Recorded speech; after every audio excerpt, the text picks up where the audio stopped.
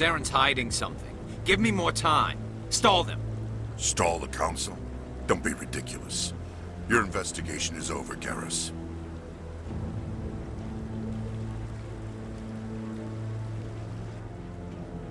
Commander Shepard, Garrus Vicarian. I was the officer in charge of the C-Sec investigation into Saren. Sounds like you really want to bring him down. I don't trust him. Something about him rubs me the wrong way. But he's a Spectre. Everything he touches is classified. I can't find any hard evidence. I think the Council's ready for us, Commander. Good luck, Shepard. Maybe they'll listen to you.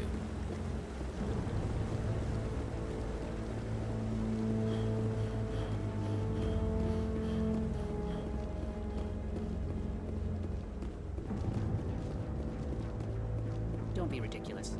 The Volus won't be joining the Council for years. I'm not so sure. The humans are making a strong push, and you can bet the Volus will be right on their coattails if they succeed. Allowing the humans to join us is a sound strategic move. But the Volus? No. The Hanna are likely to be next, then the Elcor. You may be right.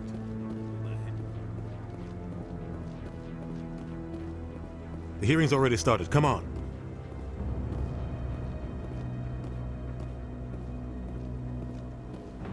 The Geth attack is a matter of some concern, but there is nothing to indicate Saren was involved in any way. The investigation by Citadel security turned up no evidence to support your charge of treason. An eyewitness saw him kill Nihilus in cold blood. We've read the Eden Prime reports, Ambassador. The testimony of one traumatized dock worker is hardly compelling proof. I resent these accusations. Nihilus was a fellow Spectre and a friend. That just let you catch him off guard. Captain Anderson, you always seem to be involved when humanity makes false charges against me. And this must be your protege, Commander Shepard, the one who let the beacon get destroyed. You're the one who destroyed the beacon. Then you tried to cover it up. Shift the blame to cover your own failures, just like Captain Anderson. He's taught you well. But what can you expect from a human? Saren despises humanity. That's why he attacked Eden Prime. Your species needs to learn its place, Shepard. You're not ready to join the Council. You're not even ready to join the Spectres. He has no right to say that. That's not his decision. Shepard's admission into the Spectres is not the purpose of this meeting. This meeting has no purpose. The humans are wasting your time, Counselor. And mine. Saren's hiding behind his position as a Spectre. You need to open your eyes. What we need is evidence. So far, we've seen nothing. There is still one outstanding issue. Commander Shepard's vision. It may have been triggered by the beacon. Are we allowing dreams into evidence now? How can I defend my innocence against this kind of testimony? I agree. Our judgment must be based on facts and evidence, not wild imaginings and reckless speculation. Do you have anything else to add, Commander Shepard? You've made your decision. I won't waste my breath.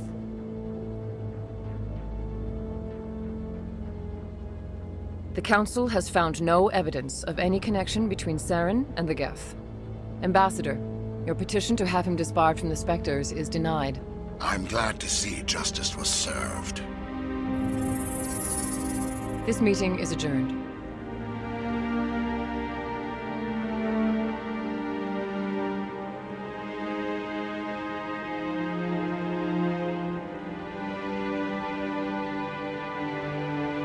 It was a mistake bringing you into that hearing, Captain. You and Saren have too much history. It made the Council question our motives. I know Saren. He's working with the Geth for one reason. To exterminate the entire human race. Every colony we have is at risk. Every world we control is in danger. Even Earth isn't safe. Tell me about this history between you and Saren. I worked with him on a mission a long time ago. Things went bad. Real bad. We shouldn't talk about this here. But I know what he's like. And he has to be stopped. We need to deal with Saren ourselves. As a Spectre, he's virtually untouchable. We need to find some way to expose him. What about Garrus, that C-Sec investigator? We saw him arguing with the executor. That's right. He was asking for more time to finish his report. Seems like he was close to finding something on Saren. Any idea where we could find him? I have a contact in CSEC who can help us track Garrus down. His name is Harkin. Forget it. They suspended Harkin last month, drinking on the job. I won't waste my time with that loser. You won't have to. I don't want the Council using your past history with Saren as an excuse to ignore anything we turn up. Shepard will handle this. You can't just cut Captain Anderson out of this investigation. The ambassador's right. I need to step aside. I need to take care of some business. Captain, meet me in my office later. Harkin's probably getting drunk at Cora's Den. It's a dingy little club in the lower section of the wards. Maybe there's another way to find evidence against Saren. You should talk to Barla Vaughn over in the financial district. Rumor has it he's an agent for the Shadow Broker. The Shadow Broker? An information dealer. Buys and sells secrets to the highest bidder. I've heard Barla Vaughn's one of the top representatives. He might know something about Saren, but his information won't come cheap. You and Saren have a history. What happened? About 20 years ago, I was part of a mission in the Skillian Verge. I was working with Saren to find and remove a known terrorist threat. Saren eliminated his target, but a lot of people died along the way, innocent people. And the official records just covered it all up. But I saw how he operates. No conscience, no hesitation. He'd kill 1,000 innocent civilians to end a war without a second thought. Killing innocents doesn't end wars, it causes them. I know how the world works, Commander. Sometimes you're forced to make unpleasant decisions, but only if there's no other way. Saren doesn't even look for another option. He's twisted, broken. He likes the violence, the killing. And he knows how to cover his tracks. Our ambassador doesn't seem to get along with the Council. He's just frustrated. The Council's always preaching that we need to be part of the galactic community. But for them, it's a one-way street. They want us to expand and settle unstable regions like the Skillian Verge and the Attican Traverse. But when we run into trouble, they don't want to help us out. Everyone knows it's only a matter of time until we get a seat on the Council. The ambassador just thinks it should happen sooner rather than later. And I agree.